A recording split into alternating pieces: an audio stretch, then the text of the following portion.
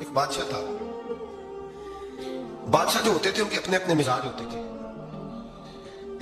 اس بادشاہ نے 4 5 6 کتے رکھے ہوئے تھے اور کتے بڑے بڑے کتے تھے اور بڑے وہ خون خار کتے تھے, چیر پھاڑ کھا جاتے تھے, شیر جتنے ان کے قد تھے. بادشاہ تھوڑا سا کسی آدمی سے ناراض ہوتا نا تو ایک بہت بڑے پنجرے کے اندر ایک بہت بڑا سلاخوں کا گھر اس نے بنایا ہوا تھا.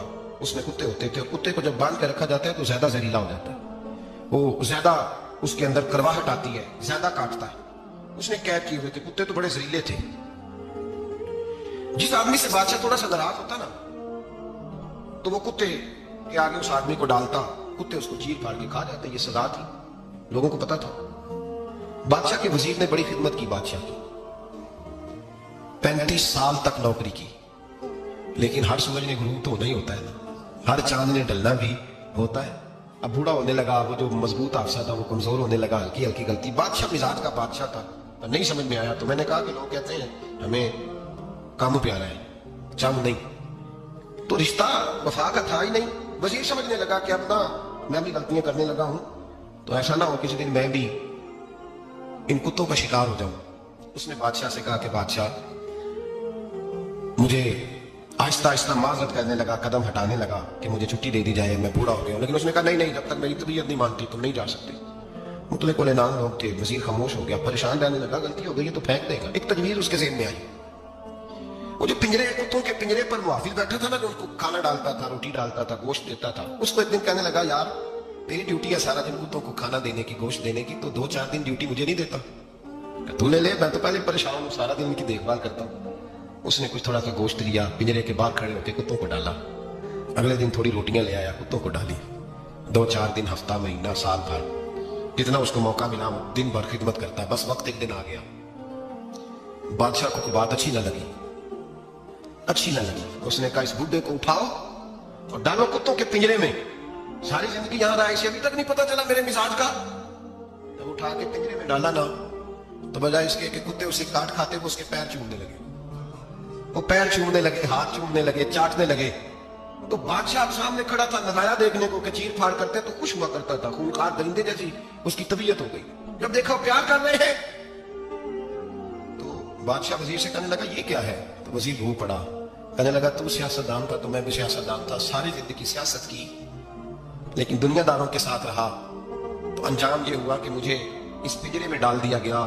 دیکھ تو بہت بڑا سیانہ تھا اور میں بھی سمجھدار تھا, وزیر رہا, لیکن ہمارا روح کا رشتہ نہ بن سکا. ارے ہم سے تو یہ کتے ہی اچھے نکلے. تیری 40 35 سال خدمت کی تو نے کتوں کے آگے ڈال دیا. انہیں تو چند مہینے روٹی ڈالی ہے, میرے وفادار ہو گئے. چند مہینے روٹی, جنہ تنا وچ عشق نہ رچیا کتے ہونا تھی چنگے. جنہ تنا وچ عشق نہ رچیا کتے ہونا تھی چنگے. مالک دے کر راکھی کر دے سابر بھکھے ننگے. اور بابا بلے شاہ صاحب فرماتے ہیں تو راتی جاگے تے شاید صدا میں, راتی جاگ دے کتے تے تیتھوں کتے مالک دا در مول نہ چھڑ دے. پانے مارو 100 جتے تے تیتھوں کتے رکھا سکھا کھا.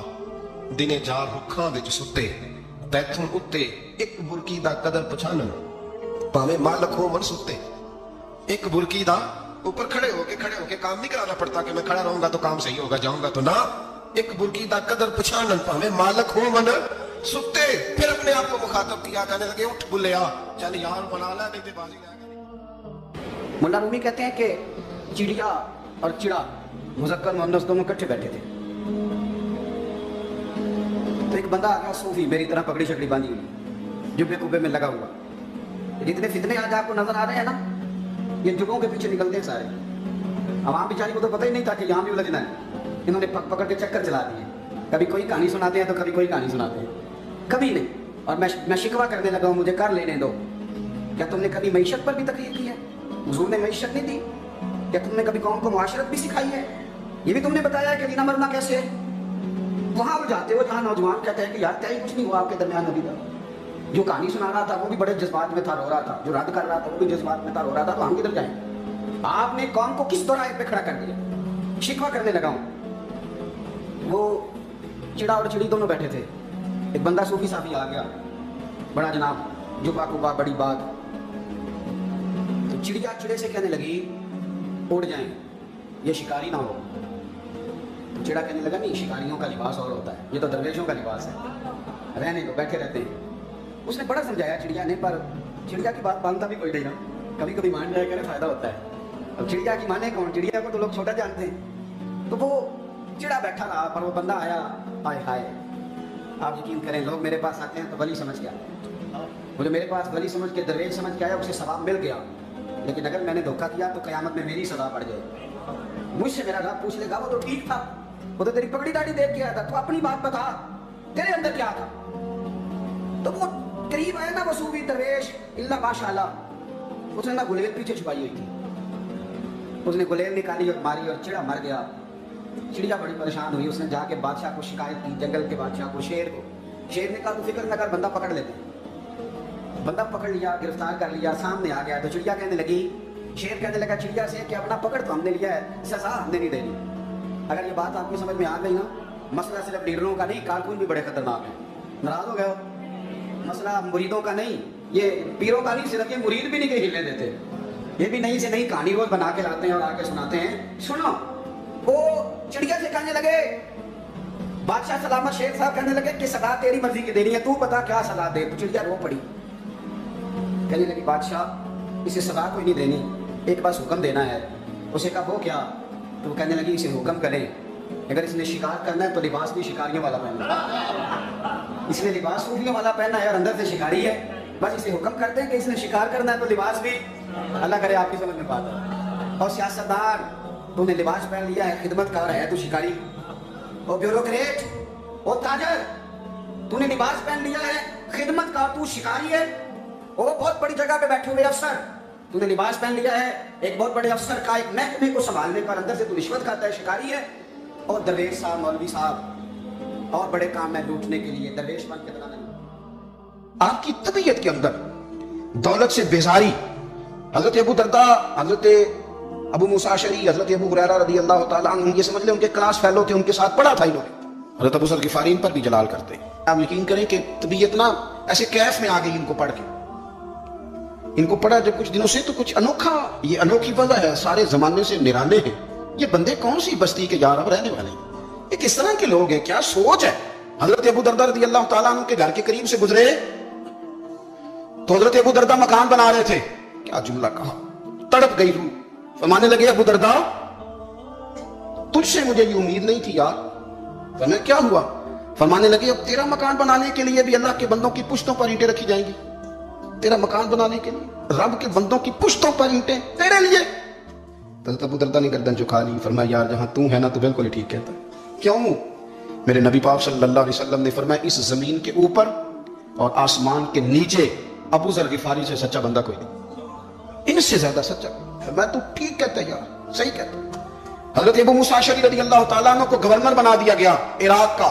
अब हजरत अबू मूसा अशरी सहाबा में एक बड़े जलील कद्र सहाबी है और उनकी अजमतें, रिफतें, बुलंदियां क्या कहना, बड़ी गहरी दोस्ती थी। लेकिन जब वो गवर्नर बन गए ना तो आपने फरमाया बस भाई अब तूने ओहदा ले लिया है, ये बंदे को ठीक नहीं रहने देती चीजें, अब तू ओहदे में चला गया। बड़ी मुद्दत के बाद मुलाकात हुई हजरत अबू मूसा अशरी के साथ।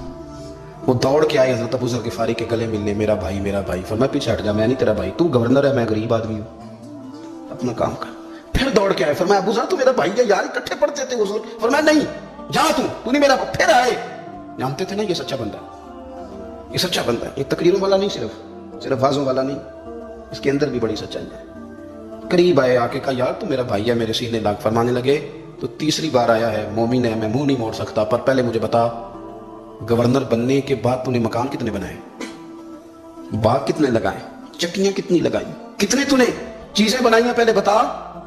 तो तब मूसा अशरी ने उनका हाथ पकड़ा, रोने लगे, कहने लगे जिस महबूब से तूने तरबियत ली है मैं भी उन्हीं का नौकर हूं, जिन कपड़ों में मैं इराक गया था मेरे आज भी वही है यार। क्या बात करता है तू, मेरे वही है। मुझे बता अगर ये ओहदे खिदमत के हम नहीं लेंगे तो फिर क्या जालिमों को देंगे, गैरों को देंगे? ना का कुछ नहीं बनाया। हज़रत सैयदना अबू मूसा अशरी रज़ी अल्लाह तआला अन्हु रोए और जब कहा ना कोई शय नहीं मेरे पास, तो फरमाया अच्छा चल आजा फिर सीने लग जा, तो वाकई मेरा भाई। फिर हज़रत अबू ज़र गिफ़ारी ने मोहब्बत फरमाई, वो दरवेशी, वो फकीरी, वो सादगी, वो नौरानियत, वो दिल के साथ अंदर। हमारे तो बहुत सारे लोग हैं जो कहते हो कहाँ ले जाना है माल, क्या जरूरत है माल की, हर वक्त माल की मुखालफत करते हैं, लेकिन दिल उनका कहता है कि आए सही किसी तरीके से, पहुंचे सही। हुजूर ने फरमाया बाज लोगों की जुबानें शहद से ज्यादा मीठी, दिल भेड़िए से ज्यादा खतरनाक। اوپر سے کہہ کچھ رہے ہیں، اندر حالات کچھ اور ہیں. لیکن حضرت ابو ذر غفاری رضی اللہ تعالیٰ عنہ دوری دولت سے آپ فرماتے کیوں ہے لوگوں کے پاس مال، کس لیے اتنا مال جمع کیا ہے؟